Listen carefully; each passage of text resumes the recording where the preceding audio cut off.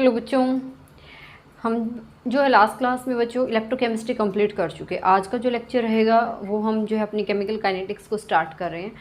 तो बच्चों ये चैप्टर भी जो है अगर आपके एग्ज़ाम्स के पॉइंट ऑफ व्यू से देखें और अगर आपके कॉम्पिटिटिव के एग्ज़ाम पॉइंट ऑफ व्यू से अगर हम देखें तो ये काफ़ी इंपॉर्टेंट जो है चैप्टर रहेगा आपका। Electrochemistry, chemical kinetics, coordination chemistry और जो है आपका डी ब्लॉक, एफ ब्लॉक, कुछ टाइप से ऐसे बहुत सारे जो है कुछ एक चैप्टर्स हैं जो आपके बहुत ज़्यादा इम्पोर्टेंट हैं। तो बच्चों इस चैप्टर पे भी आपको जो है काफ़ी अच्छे से फोकस करना है और आपको हर एक पॉइंट जो अपना क्लियर करना है। तो हमारा जो चैप्टर रहेगा वो हमारा केमिकल काइनेटिक्स रहेगा। तो आज की क्लास में हमें सिर्फ ये समझना है कि जो केमिकल है वो क्या होते हैं और उनकी काइनेटिक्स क्या होती है। एक्चुअली में जो केमिकल काइनेटिक्स है वो हमारी इलेक्ट्रोकेमिस्ट्री की जो है लिमिटेशन है। इलेक्ट्रोकेमिस्ट्री की लिमिटेशन है थर्मोकेमिस्ट्री, थर्मोडायनामिक्स जो है हमारी थर्मोकेमिस्ट्री जो है, थर्मोडायनामिक्स जो चैप्टर आपने 11th क्लास में स्टडी किया होगा उसी की एक लिमिटेशन है। क्लियर है? तो इसमें क्लास में जो है बच्चों हम देख रहे हैं क्या केमिकल काइनेटिक्स को हम यहाँ पे देख रहे हैं। ये आपका जो है 12th क्लास का चैप्टर रहेगा। तो जो केमिकल काइनेटिक्स है इसकी हमें नीड क्यों हुई, तो देखो पहले तो हम इसका मीनिंग समझ लेते हैं, तब हम जो है बाद में इसका पता लगाएंगे कि एक्चुअली में जो है हमें इसकी नीड क्यों हुई थी। तो केमिकल यहाँ पे जो है हमारा कोई भी क्या हो सकता है, देयर इज़ एनी एटम और you can say element, any compound, any solution, clear, any molecule etcetera. यहाँ पे हमारा जो केमिकल होगा वो कोई भी एटम, एलिमेंट, कंपाउंड, सॉल्यूशन या मॉलिक्यूल कुछ भी हो सकता है, ठीक है। और उन्हीं की जो है हमें यहाँ पे क्या करना है, उसकी काइनेटिक्स को स्टडी करना है। अब बेसिकली अगर मैं आपसे पूछती हूँ कि जो काइनेटिक है, काइनेटिक्स से हम क्या समझते हैं बच्चों, काइनेटिक्स से हम मोशन समझते हैं, क्योंकि आप बार बार जो है हर जगह पढ़ते काइनेटिक एनर्जी, फिजिक्स में भी आप पढ़ते हैं इसको। काइनेटिक एनर्जी क्या होती है, जो मूवेबल थिंग्स होती हैं, क्या मूवेबल जो थिंग्स होती हैं, मूवेबल थिंग्स जो होती हैं वो क्या प्रोड्यूस करती हैं, हमारी काइनेटिक एनर्जी। यानी कि कोई भी थिंग्स जब भी मोशन में होती है तो वो क्या प्रोड्यूस करती है, काइनेटिक एनर्जी प्रोड्यूस करती है। अगर हम इसी के कंपैरिजन में अगर पोटेंशियल एनर्जी की बात करें तो हम उसको जो है स्टैटिक, जब भी कोई भी थिंग्स आपकी स्टैटिक होती है उस टाइम पे उसके पास जो एनर्जी होती है वो उसकी पोटेंशियल एनर्जी आप बोलते हैं, ठीक है। बट जो काइनेटिक है, काइनेटिक से तो हम समझते क्या है, मोशन। और मूवेबल थिंग्स को से जो भी एनर्जी जनरेट होती है वो हमारी क्या होती है, काइनेटिक एनर्जी। तो इसमें भी आपका कुछ अलग नहीं है, वही काइनेटिक एनर्जी है। बस यहाँ पे फ़र्क कितना है कि आपको केमिकल्स की काइनेटिक्स स्टडी करनी होगी। किसकी? केमिकल काइनेटिक्स, यानी कि केमिकल की जो काइनेटिक एनर्जी है, केमिकल्स का मोशन आपको यहाँ पे स्टडी करना होगा। क्या? मोशन ऑफ केमिकल्स हम यहाँ पे स्टडी करेंगे। क्लियर है बच्चों? तो देखो बच्चों पे क्या स्टडी करना है, motion of chemicals, motion of chemicals. That motion may be of atoms, may be of element, may be of compounds, may be of solution, may be of any molecules। ये मोशन आपका किसी भी chemicals का हो सकता है। Understand? तो अब बच्चों देखो, जिन बच्चों ने अभी तक चैनल को सब्सक्राइब नहीं किया वो चैनल को सब्सक्राइब कर लीजिए, साथ में जो बेल आइकन है उसको प्रेस कर लीजिए और वीडियो को लाइक और शेयर करना ना भूलें, ठीक है। और वीडियो में आज जो है आपको केमिकल काइनेटिक हमें अप्लाई कहाँ करना है ये इन डिटेल आप यहाँ से समझ कर जाएंगे। देखो मैं यहाँ पे जो है आपको केमिस्ट्री पढ़ाने के पॉइंट ऑफ व्यू से नहीं आती, समझाने के पॉइंट ऑफ व्यू से मैं अपने लेक्चर यहाँ पे आपको डिलीवर कर रही हूँ। अदरवाइज़ तो पढ़ाते सभी हैं, पर बच्चों हमें जो है कॉन्सेप्ट को समझना है। इसीलिए कुछ बच्चों को ये फील होता होगा कि पता नहीं क्या पढ़ा रहे हैं हमारे जो टीचर्स, यहाँ जो आप बुकिश लैंग्वेज पढ़ते हैं उससे आप कुछ अलग जो है आपको यहाँ पर मिलेगा। सिर्फ आपको अपनी अंडरस्टैंड बनानी है, ठीक है, केमिस्ट्री के पॉइंट समझने हैं कि एक्चुअली में है क्या।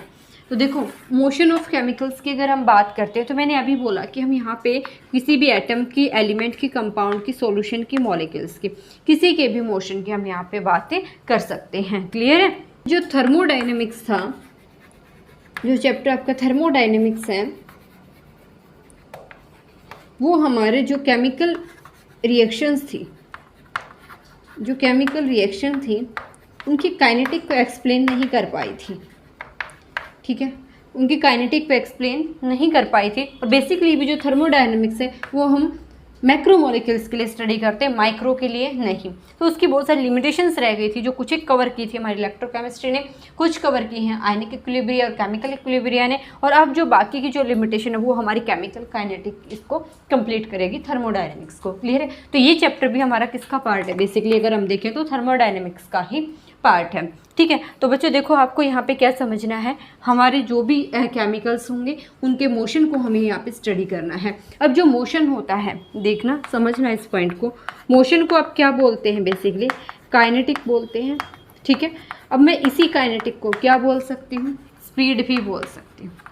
ठीक है, अब इस स्पीड को हम, या फिर आप इसको स्पीड को ही क्या बोल देते हो? वेलोसिटी भी बोल देते हैं आप इसको।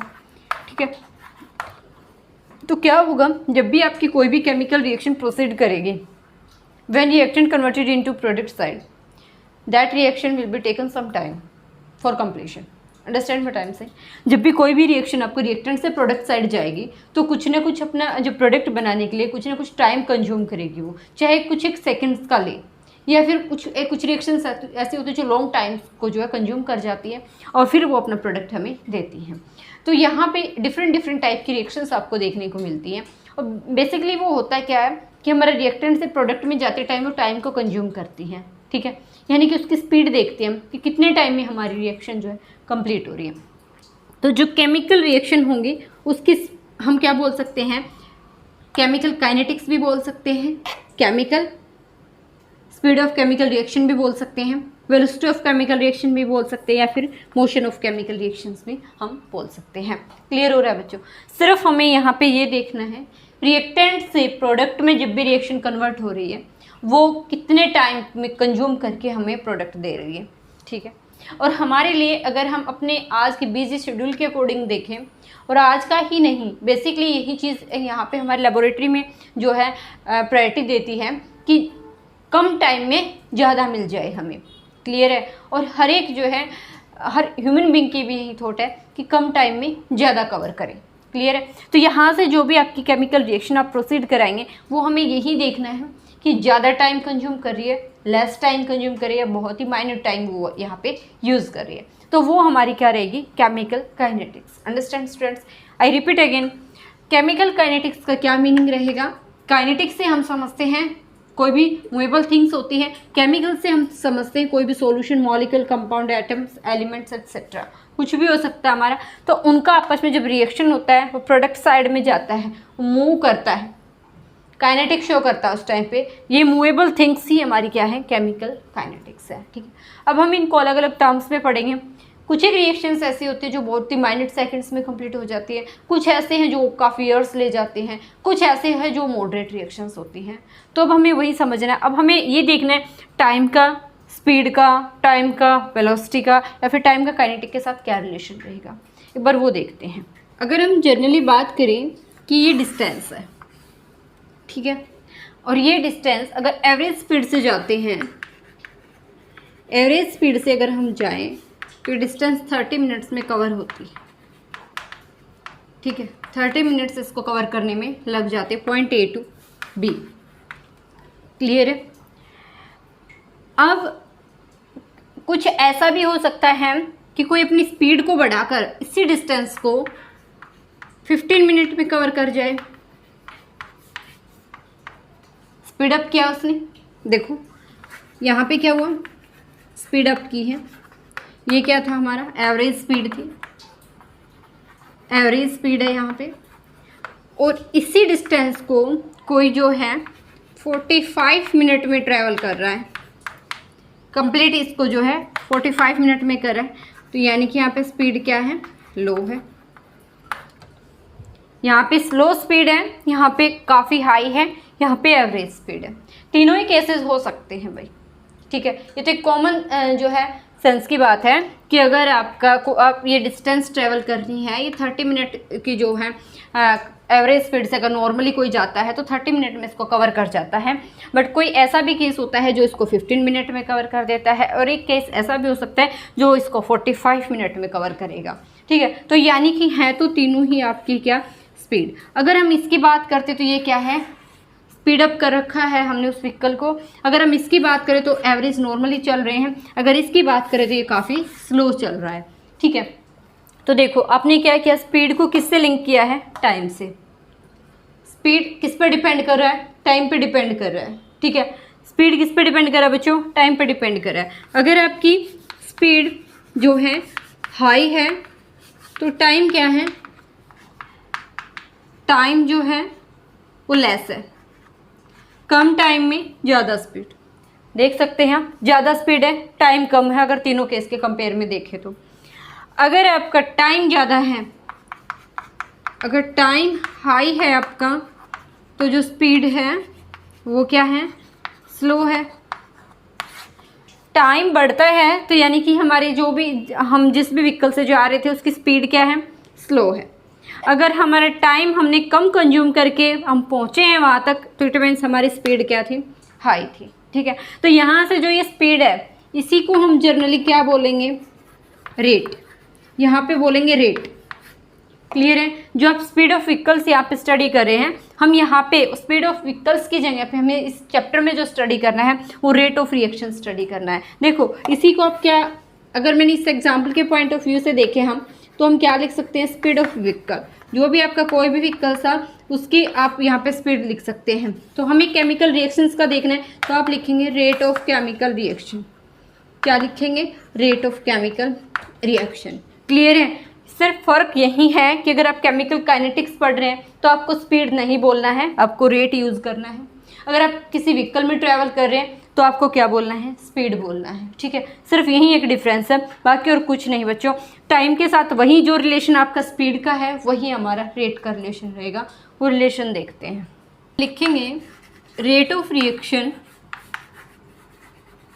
Rate of reaction will be equal to change in concentration, change in concentration divided by change in time, change in time।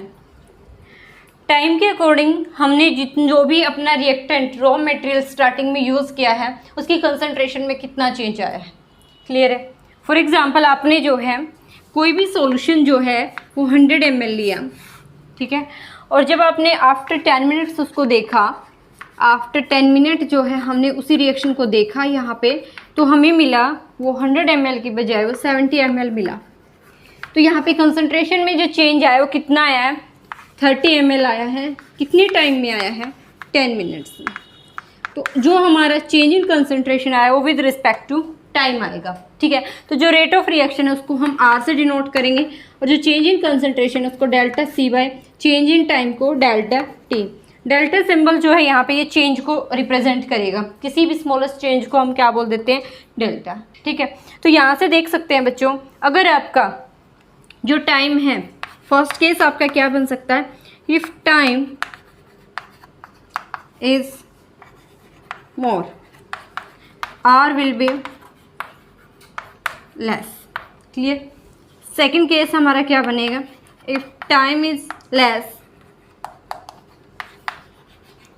Are will be more, R will be more. देखो वही पॉइंट आ गया आपका कि अगर आप जो है टाइम ज़्यादा लेते हैं, किसी भी व्हीकल में जो आप ट्रेवल कर रहे थे आपने टाइम ज़्यादा लिया तो उसकी स्पीड क्या थी, कम थी। तो यहाँ पे भी हमने वही बोला है, अगर आपका टाइम ज़्यादा है तो हमारी रेट ऑफ रिएक्शन क्या रहेगी, कम रहेगी।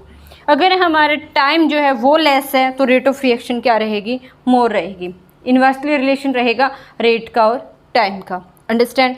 अब देखिए सेकेंड थिंग, हम कंसंट्रेशन से, अगर आपका जो कंसंट्रेशन है 100 ml से पूरा का पूरा इसमें कन्वर्ट हो गया 100 में ही, ये आपका रिएक्टेंट साइड था, या प्रोडक्ट में 100 में ही चला गया, तो यानी कि जैसे जैसे प्रोडक्ट का क्या, प्रोडक्ट का अगर हमारा कंसंट्रेशन बढ़ेगा, प्रोडक्ट का कंसंट्रेशन बढ़ेगा तो रेट भी बढ़ेगा, ठीक है। अभी हम रिप्रेजेंट करेंगे रिएक्टेंट और प्रोडक्ट के लिए, दोनों ही केस में ये टर्म अलग अलग साइन के साथ अलग अलग रिप्रेजेंट होगी, बाकी फॉर्मूला यू का यू रहेगा, साइन थोड़ा चेंज होगा, वो देखते हैं कैसे रहेगा।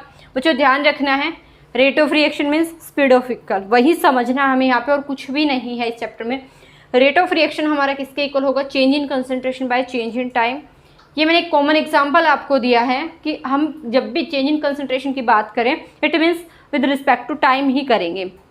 अगर नॉर्मली हम इसकी बात करें तो टाइम के बिना आप किसी भी एक्सपेरिमेंट को परफॉर्म नहीं कर पाओगे।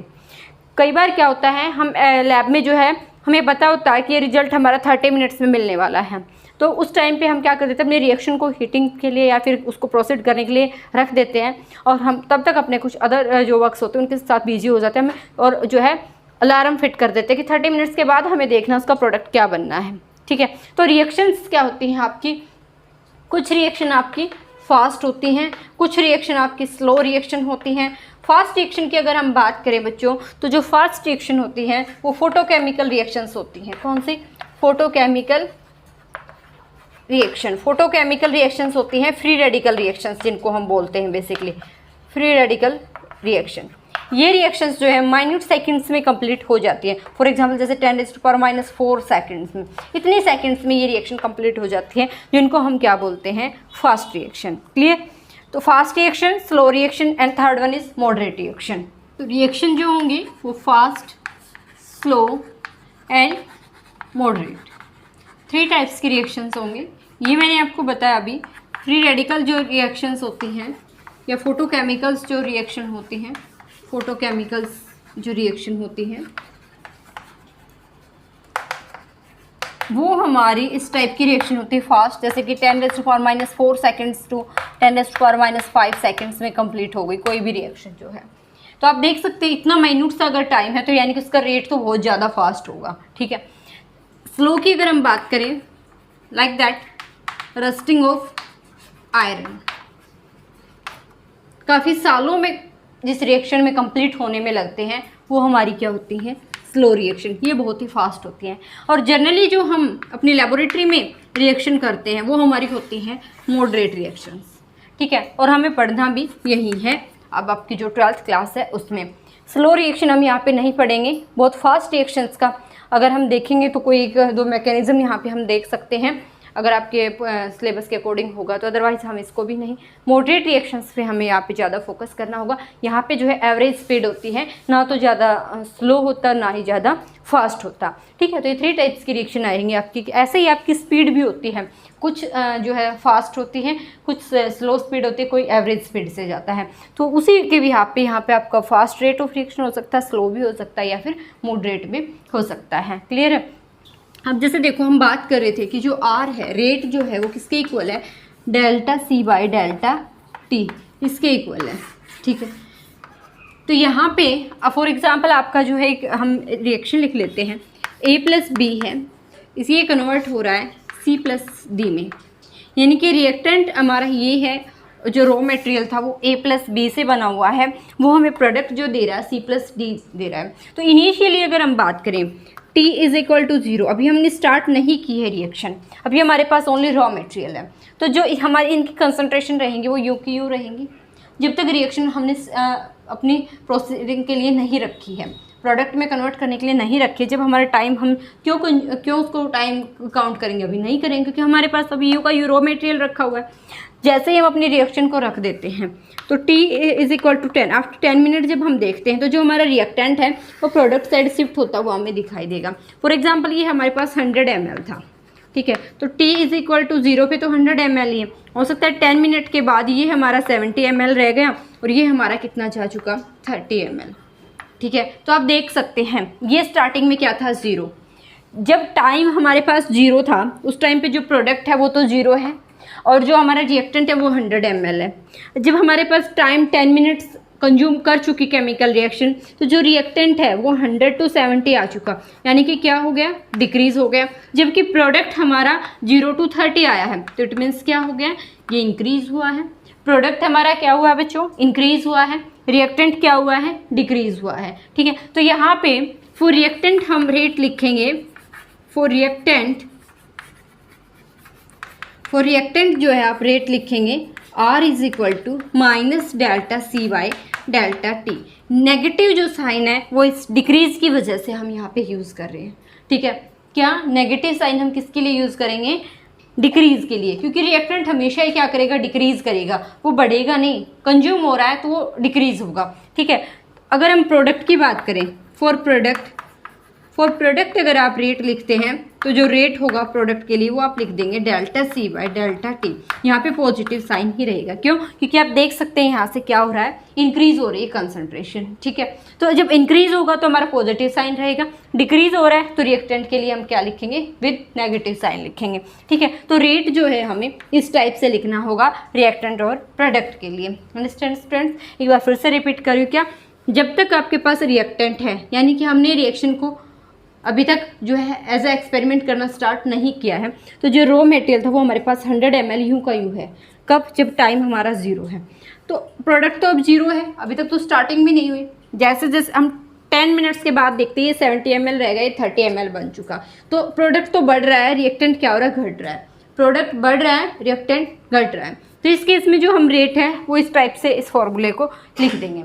बट अगर हम बात करें बच्चों किसकी, स्पीड की, स्पीड क्या आप कभी भी ये बताते हैं कि स्पीड हम जो है -15 km/h से मूव करके गए, क्या हम कभी भी ऐसा बोलते हैं? कभी नहीं बोलते। यानी कि स्पीड ऑलवेज पॉजिटिव। तो ऐसे ही जो रेट रहेगा, रेट ऑफ रिएक्शन रहेगा, that will be always positive, ठीक है। ये सिर्फ यहाँ पे हम इसको शो करने के लिए रिएक्टेंट और प्रोडक्ट को इस टाइप से लिखेंगे। एक्चुअली में जो स्पीड रहेगी या रेट रहेगी वो हमेशा ही पॉजिटिव होती है, कभी भी नेगेटिव में हम उसको नहीं बोल सकते, ठीक है। तो जैसे आप स्पीड को नहीं बोल सकते, नेगेटिव में क्या स्पीड बोलेंगे, हम नहीं बोल सकते, तो ऐसे ही हम रेट को भी नहीं बोल सकते। रेट हमारी क्या रहेगी, हमेशा ही पॉजिटिव रहेगी। ये साइन जस्ट क्यों लगाया है, रिएक्टेंट को शो करने के लिए। यहाँ पे पॉजिटिव साइन क्यों लिया है, प्रोडक्ट को शो करने के लिए, ठीक है। सिर्फ ये जो है हम इनको शो करने के लिए करेंगे, अदरवाइज जो रेट आप आंसर रिपोर्ट करेंगे वो हमेशा पॉजिटिव में करेंगे, कभी भी नेगेटिव में नहीं करेंगे। क्लियर है? तो एक रिएक्शन का रेट लिख कर देखते हैं। देख example, there is a equation a + b converted into c + d। Now we will apply rate law. इसको हम रेट लॉ बोलेंगे बच्चों। तो देखो हमें कैसे लिखना है, इसको नोट करने के आपके पास 2 तरीके हैं, ठीक है। या तो आप इसको यूँ लिख लीजिए, डेल्टा ए माइनस साइन आएगा बच्चों by delta T, concentration of delta A by delta T is equal to minus delta B, concentration का साइन देंगे बाय डेल्टा टी। दोनों ही रिएक्टेंट थे तो हमने नेगेटिव साइन की यूज़ किया है। अब प्रोडक्ट के लिए अगर हम बात करें तो delta C by delta T is equal to delta D by delta T. या फिर हम इसी को जो है किस टाइप से लिख सकते हैं, minus D A by D T is equal to minus D B by D T is equal to D C by D T is equal to D D by D T. ये अब देखो यहाँ पे एक difference नज़र आ रहा होगा आपको यहाँ पे कि there is I use delta symbol but there is use D. So यहाँ पे जो है आप 2 टाइप्स के जो है रिप्रेजेंटेशन सीखेंगे। एवरेज रेट लॉ बोलेंगे, first one is average rate law, and second one is instantaneous rate law,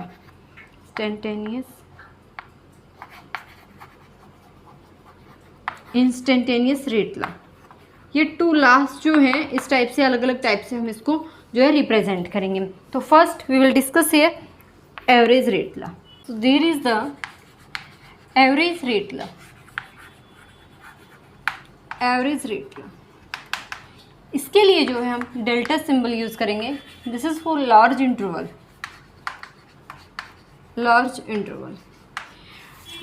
When you will solve numerical problem, you will not find any problems if you are using average rate law or instantaneous rate law. Both things are same. Okay किसी भी numerical problem में जब भी आप apply करेंगे कोई difference नहीं आएगा, सेम रहेगा। आप कोई भी यूज़ कर सकते हैं, डेल्टा भी यूज़ कर सकते हैं और डी भी यूज़ कर सकते हैं। तो यहाँ पे एवरेज रेट लॉ जो रहेगा उसको that will be large interval के लिए हम इसको यूज़ करेंगे। So R is equal to delta C by delta T. Now if you are discussing about only for reactant, अगर हम रिएक्टेंट की ही बात करें यहाँ पे, so reactant will be reactant will be decrease with respect to time। अगर हमारी कोई रिएक्शन जो है प्रोसीड हो रही है तो टाइम के साथ साथ में क्या करेगा, रिएक्टेंट डिक्रीज होगा। If you draw a graph between concentration of reactant and time, there is the concentration of reactant, there is a time, graph will be at time 0, reactant concentration of reactant will be maximum। अभी तक तो आपने reaction start ही नहीं की है तो zero time पे तो हमारी जो कंसंट्रेशन रहेगी रिएक्टेंट की वो क्या रहेगी, मैक्सिमम रहेगी। बट जैसे जैसे आपका टाइम जो कंज्यूम होता जा रहा है केमिकल रिएक्शन के लिए तो रिएक्टेंट की कंसंट्रेशन क्या करेगी, डिक्रीज करेगी। क्लियर है।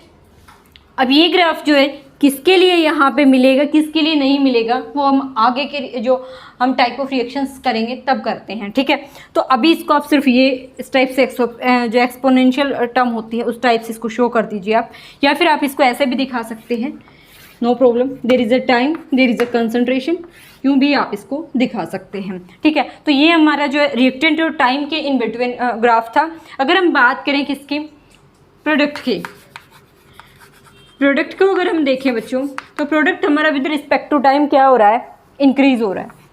Product will be increase with respect to time, understand. तो यहाँ पे हम क्या ले लेते हैं, कंसंट्रेशन ऑफ प्रोडक्ट, और यहाँ पे हम यूज़ कर लेते हैं टाइम, ठीक है। तो जीरो टाइम पे अभी तो हमारा प्रोडक्ट जीरो है तो यहाँ से हमारा ग्राफ क्या करेगा, अब स्टार्ट होगा, और जैसे जैसे टाइम बढ़ेगा प्रोडक्ट क्या करेगा, बढ़ेगा, ठीक है। या फिर आप इसको ऐसे भी दिखा सकते हैं, यूँ भी दिखा सकते हैं। क्लियर है। तो देखो बच्चों हमारा जो एवरेज रेट ला है उसमें हम डेल्टा सिंबल यूज़ कर लेते हैं, लार्ज इंटरवल के लिए रहेगा। तो यहाँ पे हम जो रिएक्टेंट की कंसंट्रेशन और प्रोडक्ट की कंसंट्रेशन देख सकते हैं विद रिस्पेक्ट टू टाइम। एक कॉमन सेंस की बात है, अगर हमारा रिएक्टेंट से प्रोडक्ट में जा रहा है तो जब हमारा जीरो टाइम होता है तो मैक्सिमम कंसंट्रेशन किसकी होती है, रिएक्टेंट की होती है, और प्रोडक्ट क्या होता है उस टाइम पे जीरो होता है। और जैसे जैसे टाइम कंज्यूम होता है तो हमारा जो रिएक्टेंट है वो डिक्रीज होता जाएगा, प्रोडक्ट हमारा इंक्रीज होता जाएगा। क्लियर है। तो देखो अब आगे इसको कंटिन्यू करते, एक बार इंस्टेंटेनियस रेट लॉ और देख लेते हैं। इंस्टेंटेनियस रेट लॉ,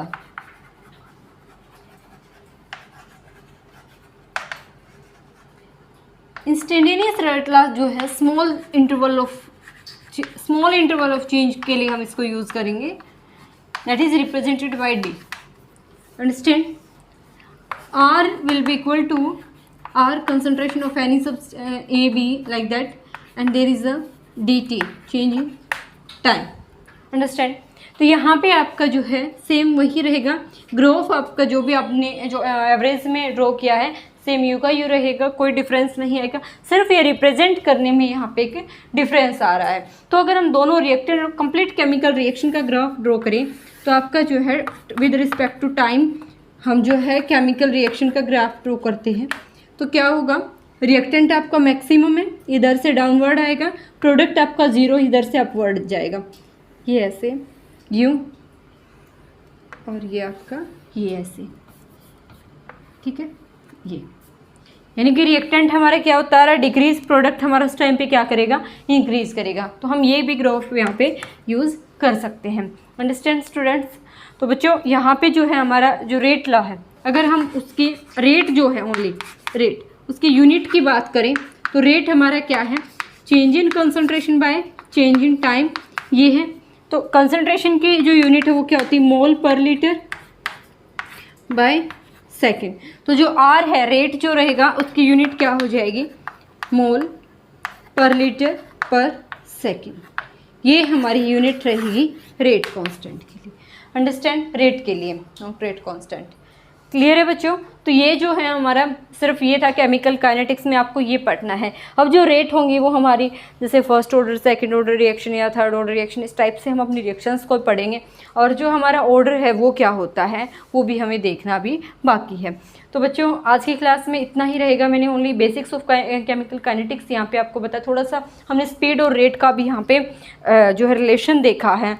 तो बच्चों जिन बच्चों ने अब तक चैनल को सब्सक्राइब नहीं किया वो चैनल को सब्सक्राइब कर लीजिए, और वीडियो को लाइक कर दीजिए और ज़्यादा से ज़्यादा शेयर कर दीजिए। तो मिलते हैं नेक्स्ट क्लास में विथ टर्म ऑफ ऑर्डर। तो ऑर्डर जो रहेगा वो मैं आपको नेक्स्ट क्लास में एक्सप्लेन करूँगी, और साथ में ही जो है हम स्टिक्योमेट्रिक कोफिशिएंट का क्या रिलेशन रहेगा इन टर्म्स के साथ वो भी हमें वहाँ पे देखना होगा। तो आज के लिए इतना ही। Thank you so much.